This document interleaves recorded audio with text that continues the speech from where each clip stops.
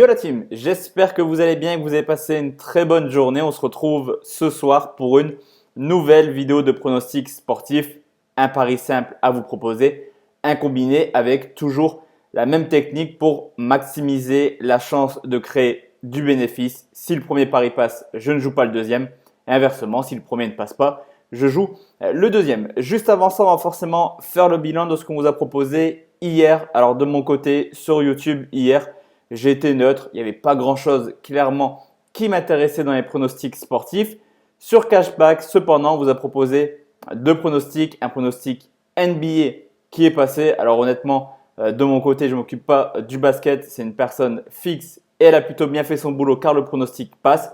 Le pronostic du pack public passe également. Un combiné Cagliari ou nul, combiné avec Mayence ou nul et plus de 1,5 but depuis le début du mois de décembre. Donc 2 jours, on va dire, c'est peu. Mais en tout cas, 4 sur 4 sur Cashback. Si vous voulez nous rejoindre, le lien est juste en dessous dans la description et vous avez toujours 30% avec le code promo DPF30. Juste avant de donner mes pronostics, la team, on va parler un petit peu de la montante. On est au palier 7. Ce soir se joue Burnley-Manchester City. Je suis parti sur un plus de 2,5 buts.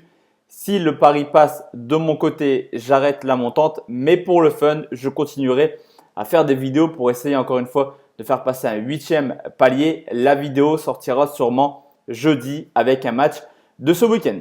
Ni une ni deux, la team, on part sur les pronostics sportifs et direction la Ligue 1. C'est Dijon qui reçoit Montpellier. Alors, ce n'est pas le match le plus sexy de la journée. En tout cas, j'ai trouvé une cote plutôt value. C'est le 18e qui reçoit le 4e, 16e journée de Ligue 1. Une équipe de Dijon qui, petit à petit, se refait quand même une cerise après un début de saison compliqué. Du côté de Montpellier, tout se passe bien. 4e au classement. À domicile, après avoir commencé par 2 défaites, Dijon se reprend plutôt bien. Il reste tout simplement sur 5 matchs sans défaite avec des adversaires quand même de renom comme Rennes, l'OM et le Paris Saint-Germain. Et du côté de Montpellier, certes à domicile, ça engrange des points, 19 points en 8 matchs. À l'extérieur, là, c'est vraiment chaud pour eux, seulement 4 points de prix, 4 nuls, 3 défaites et 0 victoire. L'état de forme, c'est simple du côté de Dijon. En ce moment, ça gagne à domicile, ça perd à l'extérieur, mais ça reste une équipe extrêmement joueuse. En témoigne cette défaite 1-0 à Lille la semaine passée. Dijon était clairement venu pour gagner. Au vu du match, on a une équipe de Dijon qui joue au ballon, qui ne recule pas, qui attaque et ça fait plaisir à voir dans cette Ligue 1. Montpellier, eux, restent tout simplement sur 5 matchs de suite sans défaite. Même à l'extérieur, ils commencent à aller chercher des points et proposer un jeu également assez intéressant. Ce qui est un petit peu compliqué du côté de Montpellier à l'extérieur, surtout la solidité défensive. Un seul clean sheet en 7 matchs et demain, la défense centrale est absente.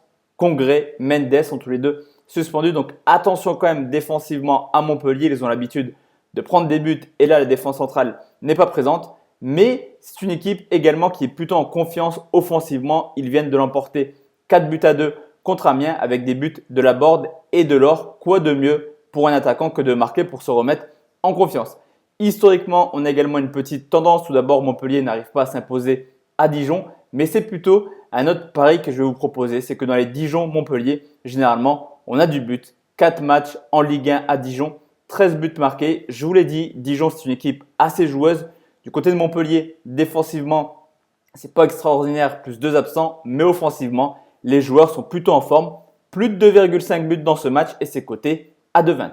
Donc comme je vous l'ai dit la team, si ce pronostic passe, je ne joue pas le combiné. Et le combiné comporte également un match français direction le Parc des Princes où le Paris Saint-Germain reçoit Nantes, le premier contre le 6e, le PSG qui a eu la chance de ne pas jouer ce week-end après le match reporté contre Monaco. À domicile, mis à part le faux pas contre Reims, une défaite 2-0. Paris, c'est 6 victoires en 7 matchs, 18 buts marqués, quasiment 3 buts par match pour seulement 2 encaissés. D'ailleurs, les deux étaient contre Reims, une victoire 2-0 des Rémois.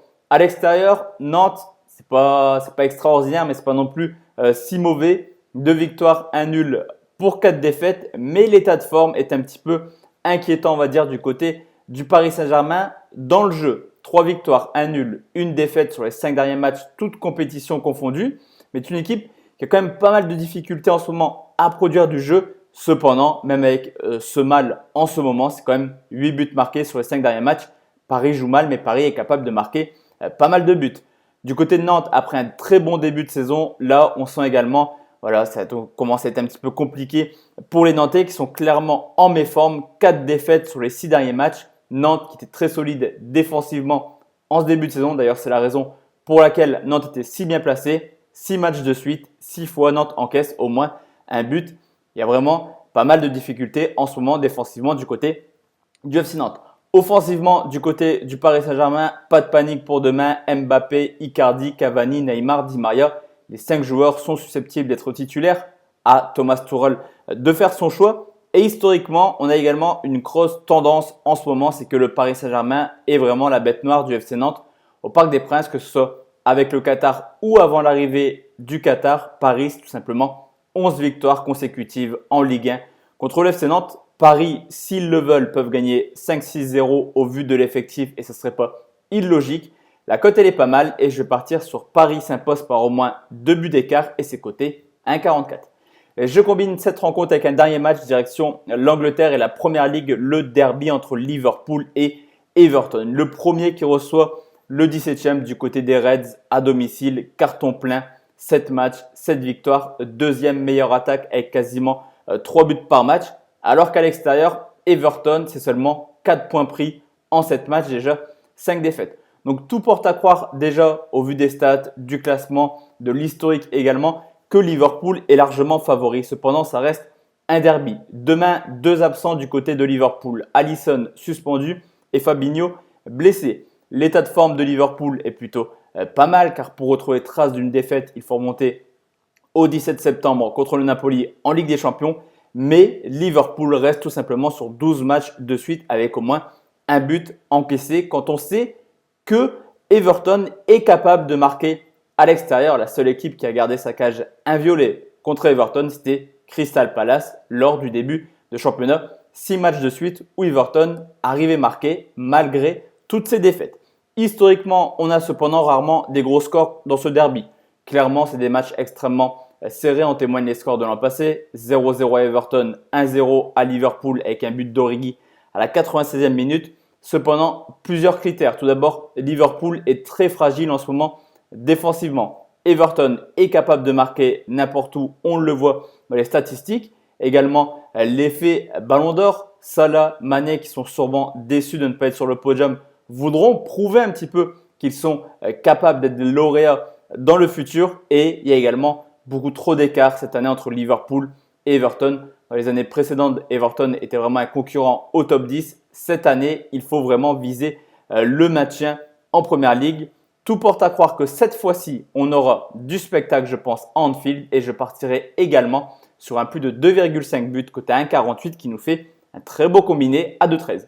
Donc voici la team, mes 3 pronostics pour demain. Comme d'habitude, si vous avez des petits fillons à vous conseiller, n'hésitez pas à le mettre en commentaire. De mon côté, je vous souhaite une très bonne soirée. On se donne rendez-vous demain soir pour une nouvelle vidéo de pronostics sportifs. Ciao, ciao la team.